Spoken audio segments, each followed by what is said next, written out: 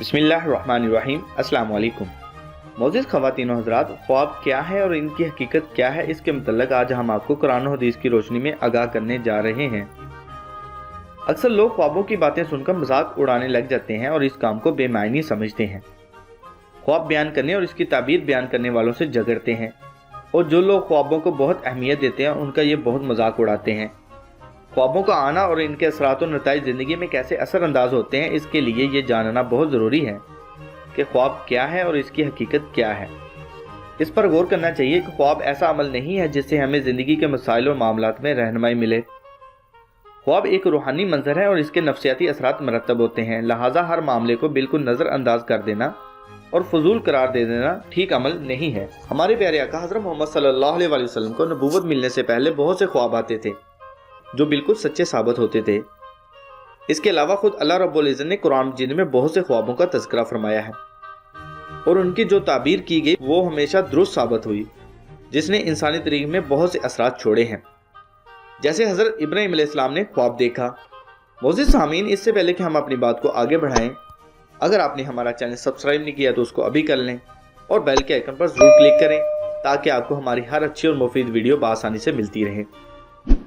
حضرت ابراہیم علیہ السلام نے خواب میں دیکھا کہ وہ اپنے بیٹے کو ذبح کر رہے ہیں۔ اس خواب کو پورا کرنے کے لیے حضرت ابراہیم علیہ السلام نے اپنے لخت جگر سیدنا اسماعیل علیہ السلام کو اللہ کی راہ میں قربان کرنے کے لیے گھر سے لے کر نکلے، اور انہوں نے اپنے بیٹے کے گردن پر چھری چلا دی اور اللہ کے حکم کے آگے اپنا سر تسلیم خم کر دیا۔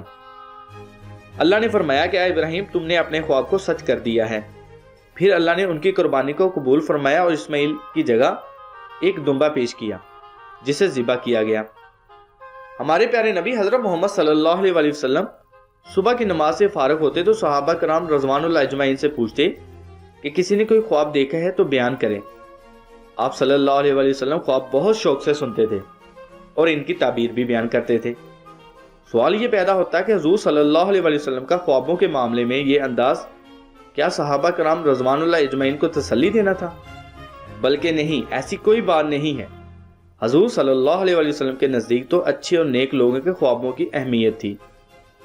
آپ صلی اللہ علیہ وسلم کا فرمان ہے کہ خواب اللہ کی طرف سے آتے ہیں۔ اب جو لوگ خوابوں کو پسند نہیں کرتے، منہ چڑھاتے اور مذاق اڑاتے ہیں، ان کو اہمیت دینی چاہیے یا حضور صلی اللہ علیہ وسلم کی تعلیمات کو؟ تو اس بات کا جواب بالکل واضح ہے کہ ہمیں ہر کام میں حضور صلی اللہ علیہ وسلم کی تعلیمات کو ہی سمجھنا اور اپنانا چاہیے۔ حضرت ابو ہریرہ رضی اللہ تعالیٰ عنہ نے حضور صلی اللہ علیہ وسلم کا یہ فرمان نقل کیا ہے کہ آپ صلی اللہ علیہ وسلم نے فرمایا کہ قیامت کے نزدیک مومن کے خواب جھوٹے نہیں ہوں گے، اور تم میں سے سب سے زیادہ سچا وہی ہوگا جس کے خواب زیادہ سچے ہوں گے۔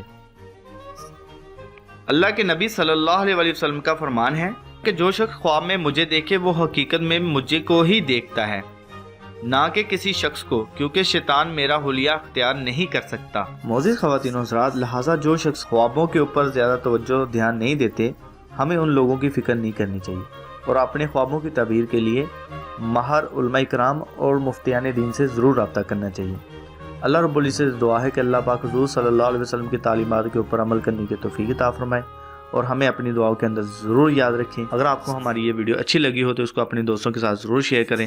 شکریہ۔